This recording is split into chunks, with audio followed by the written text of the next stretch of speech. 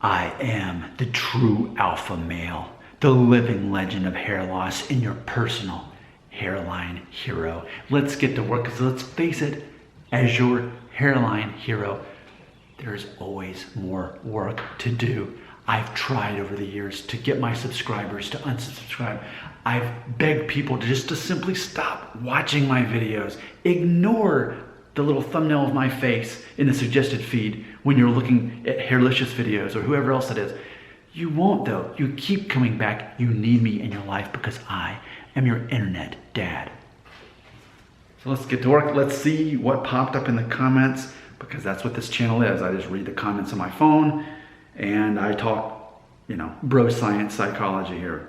So the video was called, wow, this one did pretty well to have just been released a few days ago.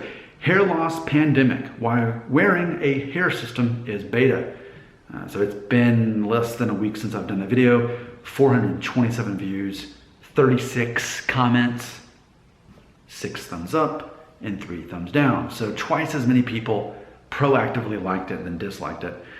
And I'm looking at this comment from someone who is really showing up as an arch nemesis of sorts here on my channel. And I love having an arch nemesis. It's great. I love the concept of spy versus spy. Please look it up. It's a comic book series based, I think, from Mad Magazine, where these two identical spies, they look exactly alike. One wears all black, one wears all white. There's no established good guy or bad guy. And at the end, nothing is really learned. They're just trying to, it's a fruitless debate of sorts. And ultimately, you can arbitrarily choose a side, whichever one is a better reflection of your identity, but it's sort of pointless. And that's how I see this viewer, this faithful viewer, actually. So I'm scrolling down till we find it. It's at the bottom. Here we go. Arnold, Extreme Gamer, who I found out. See, what's funny is I've already made this video. This video already existed. It was 11 minutes long, responding to this comment. And then I found out that Arnold is the same age as me. I mean, I guess I'm 39, so maybe he's 38, but ultimately we're the same age. We're born in the early 80s. I thought he was a 19-year-old, so I made a whole response thinking he was a 19-year-old, so I needed to redo it. So I scrapped the old one, I put it in my delete, and I deleted it. I didn't want to have to make it twice. I mean, well, I am making it twice. I didn't want to have to publish it twice, so let's just do it right the second time. This is Arnold Extreme Gamer, his comment, which someone liked, someone gave it a thumbs up. Quote, well, you are on a roll with interesting videos. I gotta say, I do enjoy watching it.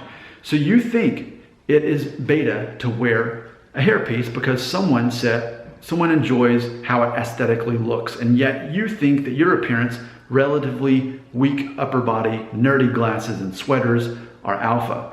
I really don't want to sound like a troll and insult you, but that's not my intention. Now, of course, I'll remind everyone that part of becoming a 35-year-old man, which was 4 years ago for me, was the light bulb going off, realizing I've lived my whole life allowing people to offend me, hurt my feelings, disrespect me. I'd be on the interstate, and if someone thought I was going too fast or slow and they honked their horn or flipped me off, years ago, I would feel it inside of me. It would bother me. I'd drive to work thinking, they didn't think I'm a good person, but I am. I'm a good person. I was weak. I was beta. I mean, I haven't always been an alpha male. It's been a transition, as it will be for many of my viewers who are younger, immature, and inexperienced in life by default. And that's okay, because I will tell you, you can call me a late bloomer if you want to, but I haven't always had the mindset of a true alpha male. I was beta most of my life up until a couple years ago. So here we go, get back to work. So yes, the fact that you think you can offend me is already erroneous thinking, because it's against the mindset of an alpha male.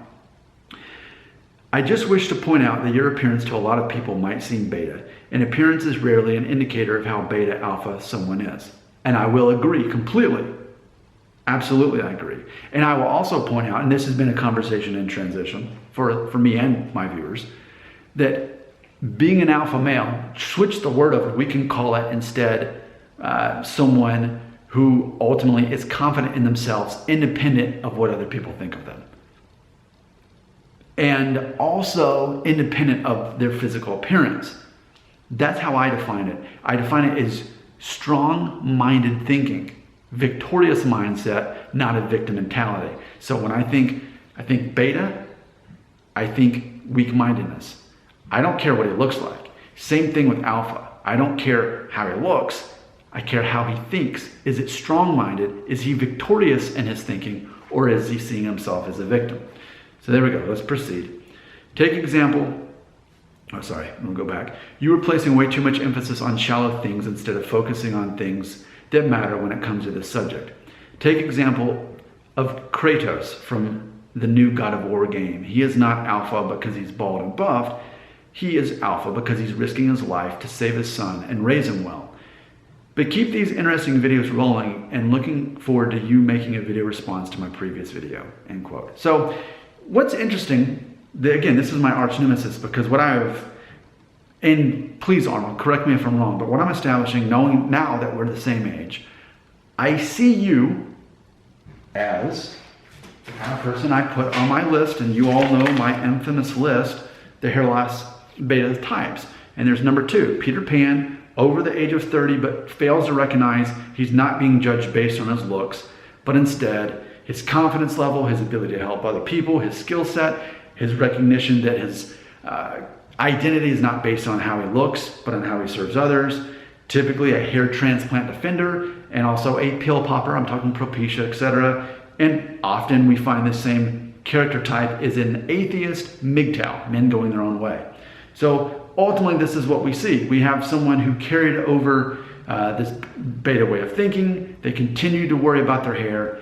And ultimately, what I say a lot of times about a Peter Pan character is, if you really start looking at the comments they leave, if they leave a long enough comment, they'll tell you what their wound was. Now, as far as Peter Pan goes. So with Arnold, I may be wrong. Arnold, maybe you do not have some kind of psychological wound that you never got over. But typically, people in the Peter Pan situation, you find out their father was abusive, their father was absent, which Arnold's already basically kind of negated that concept. So, but then maybe there was some kind of physical handicap or some kind of setback in life, something that didn't get resolved, something that really bookmarked your childhood or teenage years as abnormal, and it wasn't quite resolved, and now you're still focused on the outside. See, and that's where, it's funny, I'll tell you this.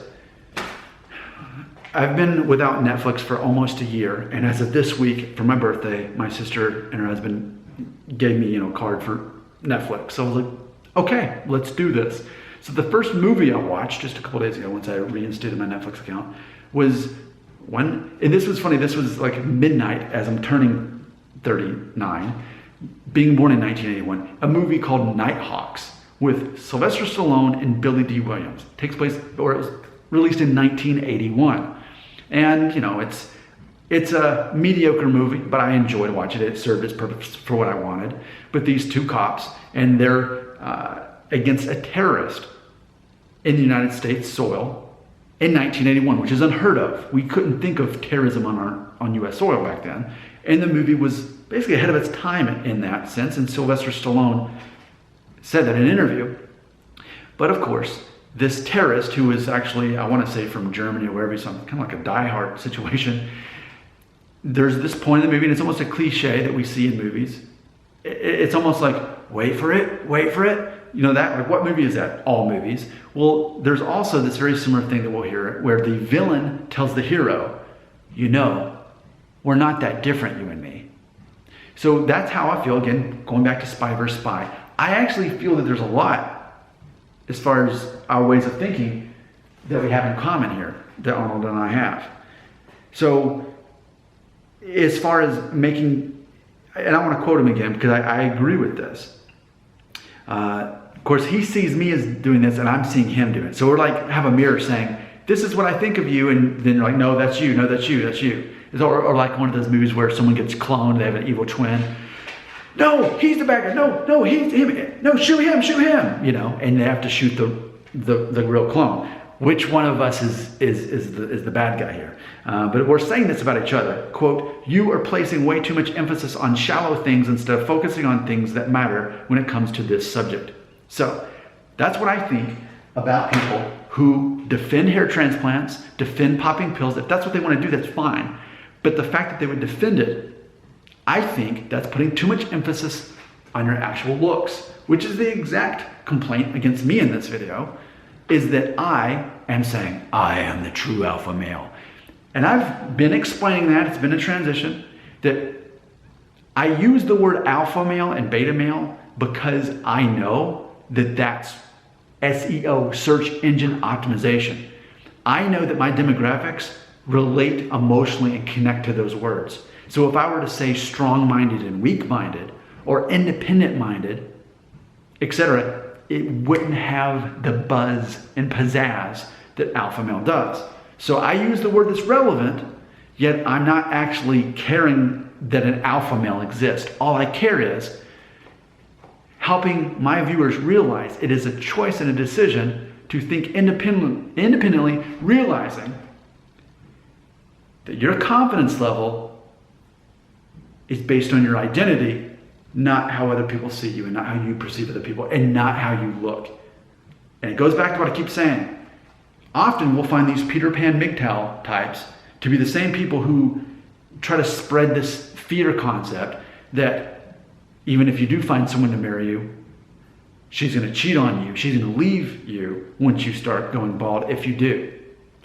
And that, again, is implying you cannot emotionally care for a woman. Because caring for a woman is mostly an emotional thing. You care for her emotional state and psychological being. More so now than it used to be back in the 1950s. The man goes to work and the wife stays home. It's not that way anymore. It's all about emotional support and psychological support. There's not enough time to focus on, oh no, am I going bald?